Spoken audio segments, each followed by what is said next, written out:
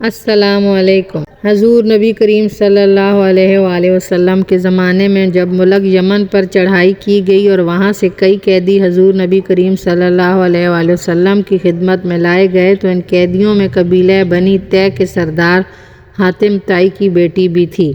جب ان قیدیوں کے متعلق فیصلہ کرنے کے لیے حضور نبی کریم صلی اللہ علیہ وسلم نے مجلس بلائی تو حاتم طائی کی بیٹی نے حضور نبی کریم صلی اللہ علیہ وسلم سے کہا، میں بنی طے کے سردار حاتم طائی کی بیٹی ہوں اور میرا باپ اپنی سخاوت میں بے مثل تھا۔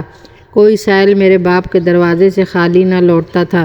حضور نبی کریم صلی اللہ علیہ وسلم نے جب اس لڑکی کی گفتگو سنی تو فرمایا کہ یہ تمام صفات مسلمانوں کی ہیں۔ پھر آپ صلی اللہ علیہ وسلم نے اس لڑکی کی باعزت رہائی کا حکم دے دیا۔ وہ لڑکی آزاد کر دی گئی۔ اس لڑکی نے کہا کہ میں اس آزادی پر راضی نہیں کہ میں تو آزاد ہو جاؤں مگر میرے قبیلے کے دیگر لوگ قید ہوں۔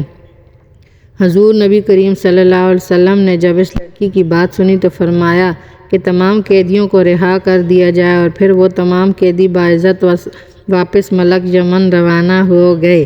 مقصود بیان: حضرت شیخ سعدی رحمۃ اللہ علیہ اس حکایات میں بیان کرتے ہیں کہ دین اسلام بھائی اور رواداری کا درس دیتا ہے اور نیکی بھلائی کے کام کرنے والوں کی حوصلہ افزائی اور ان کی قدر کرتا ہے۔ حضور نبی کریم صلی اللہ علیہ وسلم کو جب حاتم طائی کی سخاوت کے متعلق علم ہوا تو آپ صلی اللہ علیہ وسلم نے اس کی تعریف کرتے ہوئے فرمایا کہ یہ تمام کام مسلمانوں کے ہیں جنہیں حاتم طائی کرتا رہا۔ آپ صلی اللہ علیہ وسلم نے حاتم طائی کی نیک نیتی کی وجہ سے اس کے قبیلے کے تمام افراد کو رہا کر دیا اور واضح کر دیا کہ دین اسلام میں کسی کو اس کے نسب، شرف اور رنگ و نسل کی بنیاد پر فوقیت نہیں، بلکہ اگر کسی کو فوقیت حاصل ہے تو وہ اس کے تقویٰ، پرہیزگاری اور اس کے نیک اعمال کی وجہ سے ہے۔ چینل کو لائک اور سبسکرائب کریں۔ شکریہ۔